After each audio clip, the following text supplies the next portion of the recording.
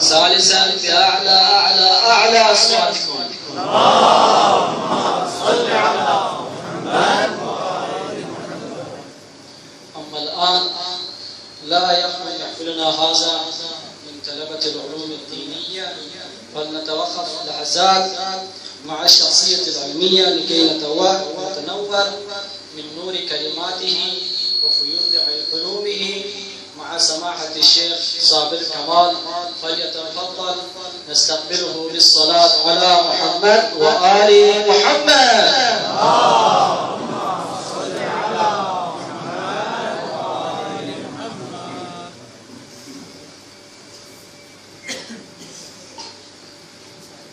أعوذ بالله من الشيطان اللعين الرجيم. بسم الله الرحمن الرحيم. الحمد لله رب العالمين. الحمد لله الذي جعل الحمد مفتاحا لذكره وسببا للمزيد من فضله ودليلا على آلائه وعظمته، ثم الصلاة والسلام على أشرف بريته وخاتم رسله ومبلغ وحيه الذي دنا فتدلى فكان قاب قوسين أو أدنى، الذي سمي في السماء بأحمد وفي الأرضين بأبي القاسم محمد.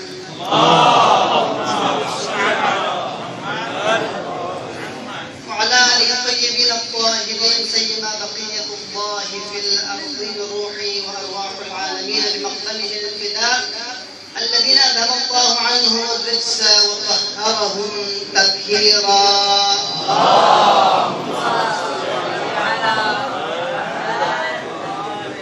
أما بعد، قال الله تبارك وتعالى في كتابه المحكم وقوله المتقن وهو أصدق القائلين. بسم الله الرحمن الرحيم.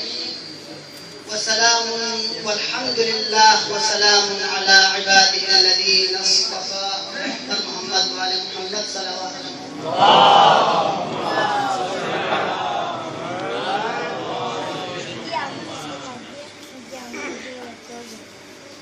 مع أشد الاعتذار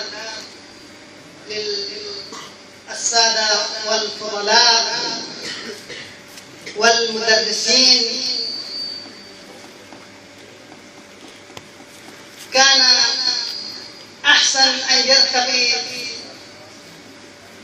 الكبار من الأساتذة أو الفضلاء ويلقي على مسامعنا، ولكن على حسب الأمر المسؤول الأخ سماحة الشيخ ارتقيت على المنبر وأحاول أن ألقي على مسامعكم بعض الدقائق ونترخص منكم. حينما سمعت أن الأخ كان يدعو للإخوان الأفاضل باللغة العربية، فأنا هم حبيت أن أتكلم باللغة العربية. وثانيا، أمس ساعة 11 أن الأخ خبروني أنك تلقي الكلمة في المدرسة، وكنت أردت أن أذهب إلى الكابينين الشريفين، وكما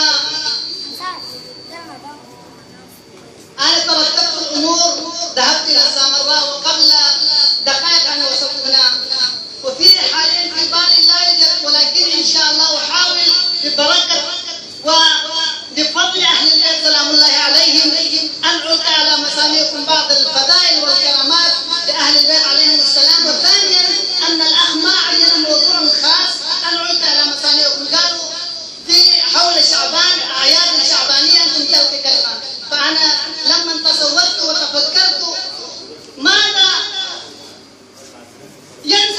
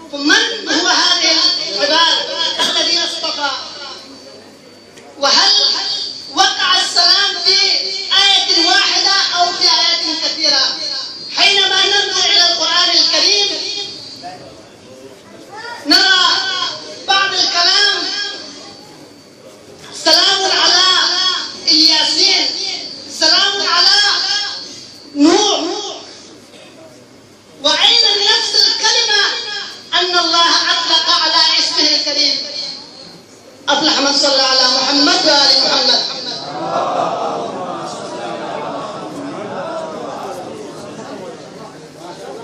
ونفس هذه الكلمة أيضا يشمل على كلمة الله تبارك وتعالى الذي نحن ننظر في سورة الحج: والله الذي لا إله إلا هو الملك القدوس السلام المؤمن. أن الله أيضا سلام، فهذا السلام كما أن الله سلام، وأيضا أن مظاهر أسماء الله تبارك وتعالى أن محمد وآل محمد أيضا سلام.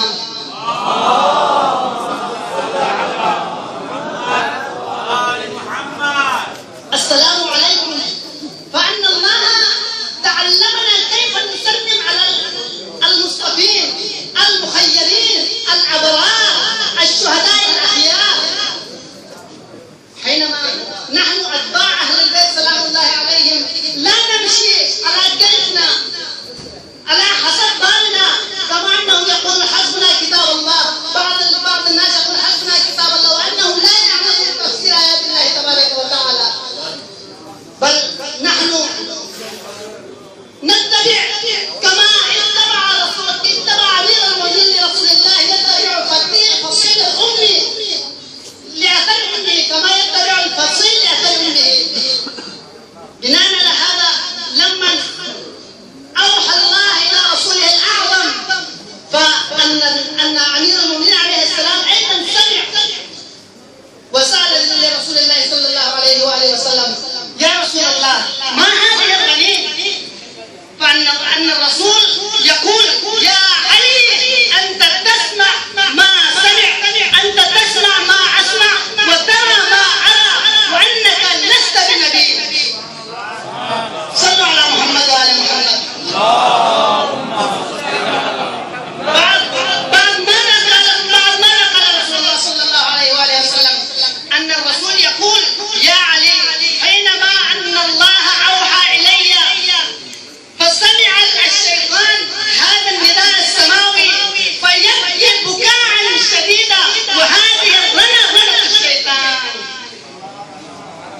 يعني أن الله أعطى الفضيلة الكاملة. بناء على هذا أن الرسول يقول: يا علي أنت أخي ووصي ووارثي. هذا كلها لأن علي عنده فضيلة والكرامة وعنده الصلاحية لخلافة الرسول الأعظم صلى الله عليه وآله وسلم. السلام عليك السلام عليكم يا أهل بيت النبوة. فحينما نحن نذكر هذه الكلمة المباركة أهل بيت النبوة، من هم الذين يطلقون أو يشملون في كلمة أهل البيت؟ فحينما نحن ننظر إلى الآية الكريمة يقول: إنما يريد الله ليذهب عنكم الرجس أهل البيت ويطهركم تطهيرا.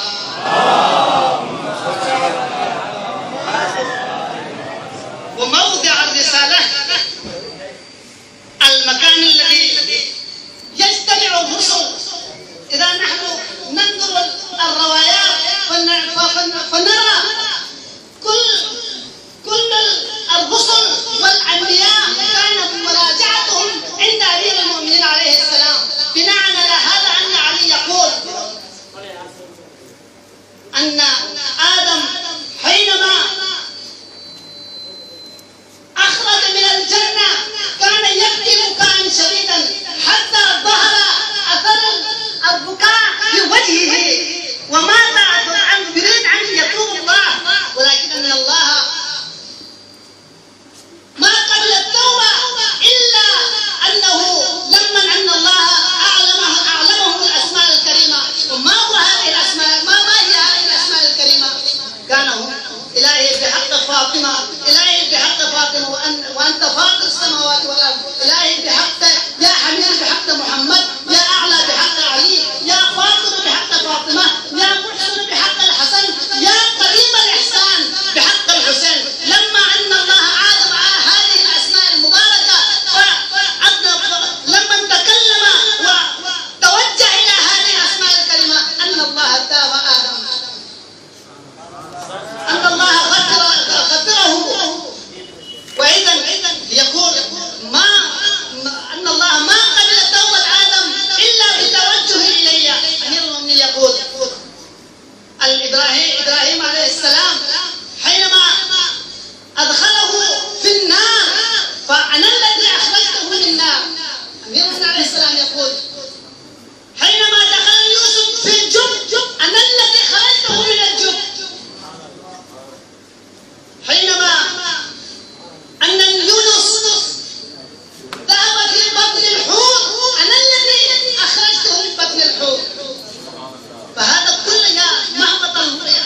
السلام عليكم يا أهل بيت النبوة وموضع الرسالة. هذا هو موضع الرسالة.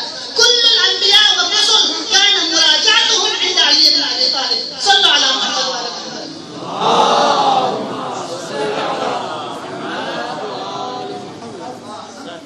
السلام عليكم يا أهل بيت النبوة وموضع الرسالة ومهبط الوحي. أن بيت الرسول كان مكان لنزول الوحي. وأيضا نحن ننظر حول فضائل أهل البيت عليهم السلام وخاصة فضيلة أبو عبد الله الحسين عليه السلام.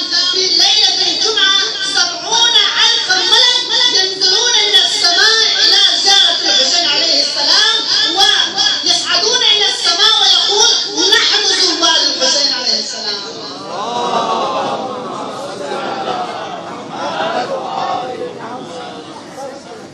السلام عليكم يا أهل بيت النبوة وموضع الرسالة ومختلف الملائكة ومهبط الوحي ومعدن العلم. إذا نحن نشوف حول العلم فأمير المؤمنين أحيانا يقول أن الرسول صلى الله عليه وآله وسلم علمني في علمه 1000 باب ويفتح من كل باب 1000 باب. وأحيانا يقول سلوني قبل أن تفقدوني. ليس فقط هذا أمير المؤمنين بل أمير المؤمنين يقول لو سميت لي الوسادة وجلست بها لأعطيت أهل التوراة بتوراتهم وأهل الإنجيل بإنجيلهم وأهل الزبور بزبورهم حتى يقول والله لقد صدق علي بن أبي طالب. هذا كل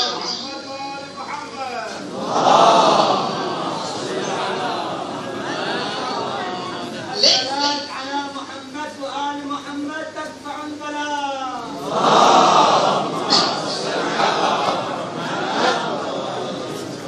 وهذا العلم ليس نحن لا نتصور أو لا يتصورون البقية الذين لا يعتقدون على الأئمة المعصومين عليهم السلام عند أمير المؤمنين هذا العلم. لا بل أن وارد النبي وعلي بن أبي طالب ووارد علي كما ورد النبي الأكرم صلى الله عليه وآله وسلم بقية الأوصاف هكذا في وراثة أنهم أخذوا العلم والصفات الكمالية كلها وهكذا إلى آخر الزمان. جل الله تعالى وعلا الشريف.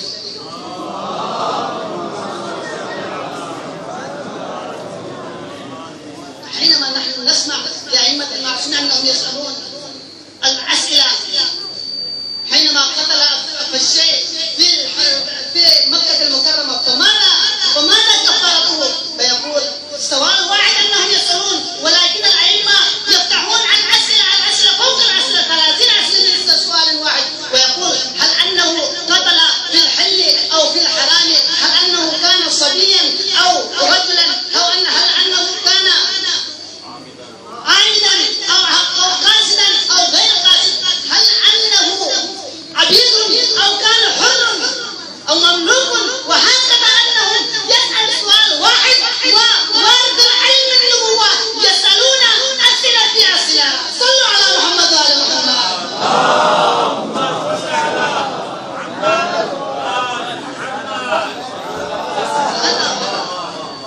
أحسن.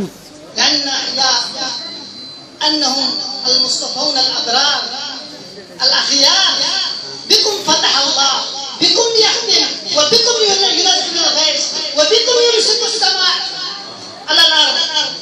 بناء على هذا أمير المؤمنين عليه السلام في نهج البلاغة يقول بنا اهتديتم في الظلماء وتفننتم ذروة العليا وبنا انفجرتم عن الأسرار وكذا السمع لم يفقه الواعي. هذا كل الأسرار والرموز الإلهية عند أئمة المعصومين عليهم السلام جميعا. ليس فقط أنه مختص في علي بن أبي طالب كما صفات الكاملة موجود في علي بن أبي طالب وهكذا بقية الأئمة المعصومين عليهم السلام 100% وفي أوصافه الكمالية تماما بقية الأئمة المعصومين عليه السلام ينطبق عليهم.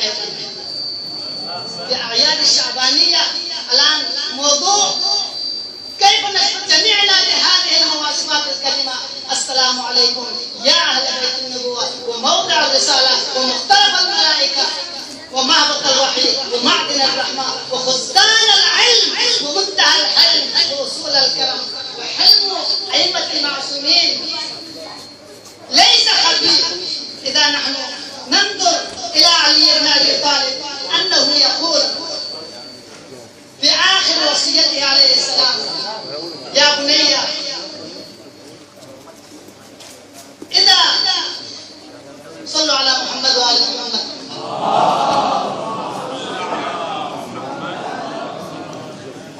حينما أنتم تنظرون قاتلي فلا تمثلوا بالرجل، لأني سمعت رسول الله صلى الله عليه وآله وسلم: الياعي يرمي المثلى ولو بالكلب العقور. الآن الذين يدعون أننا أتباع الرسول، أين اتباعكم؟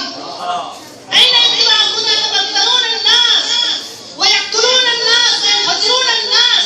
أن الإسلام هو السلام، أن الإسلام علمنا السلام. بناء على هذا أول ما نلتقي ماذا نقول؟ السلام عليكم، يعني معناه إنك لا يوجد أي مشكلة من طرفي، أنك سالم. المسلم من سلم المسلم بيده ولسانه. فأين الإسلام؟ فأين اتباع الرسول؟ أن الرسول صلى الله عليه وآله وسلم إذا كان يمشي إلى المسجد ويشوف النصارى أو اليهود الضعيف، أن الرسول يتأخر ويتقدم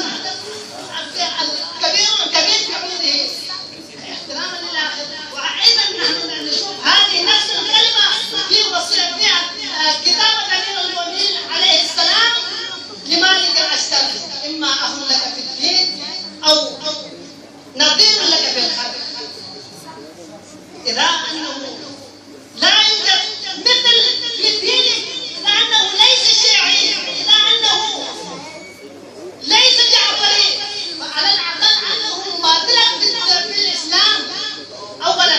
وإذا أنه ليس مسلم أنه مماثلك في الخلق، فلا بد أن تراعي مثل الخلقية أنه أيضا رحمة الله. فالآن نحن في هذه الدور، هذا العصر، ما نشوف حتى في السياسة وسياسة العباد أيضا في صفات أئمة المعصوم عليه السلام: السلام عليكم. وسياسة العباد وأركان البلاد. السياسة نحن ننظر أين السياسة الإسلامية؟ أين السياسة التي سوى أمير المؤمنين عليه السلام؟ أمير المؤمنين عليه السلام في سياسته كان يقول حول العدالة: والله لو تزوج به النساء وملك به الإمام لرددته، لأن في العدل سعة، ومن ضاق عليه العدل فالجور عليه عدل. أمير المؤمنين عليه السلام عدالته واسعة. النظام السياسي في الإسلام والعدالة. أمير المؤمنين كان اتجاهه إلى البصرة لأجل حرب الجبل، ففي طريق في الأنبار أن أمير المؤمنين كان يصلح النعل. وابن عباس سأل عن أمير المؤمنين عليه السلام: يا علي، ما قيمة حكومته؟ فقال أمير المؤمنين عليه السلام: أهون من هذا النعل. حكومتكم أهون من هذه النعل، إلا أن أعاون من الحكومة لأجل العدالة الإسلامية وعدالة الله تبارك وتعالى. فصلوا على محمد وآل محمد.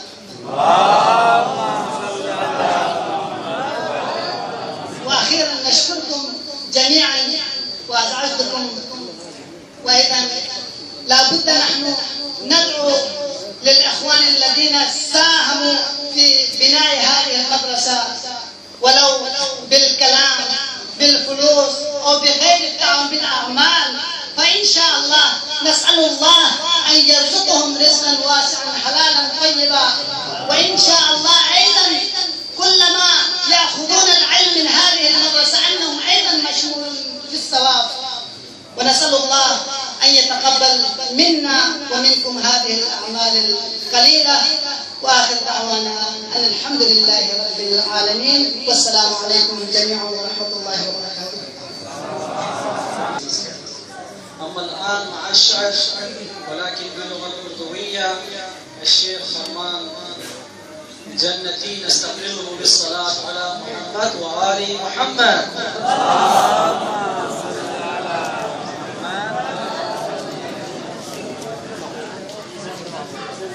الله شيل بس ستيج كله أعوذ بالله من الشيطان شيل بس الرجيم بسم الله الرحمن الرحيم।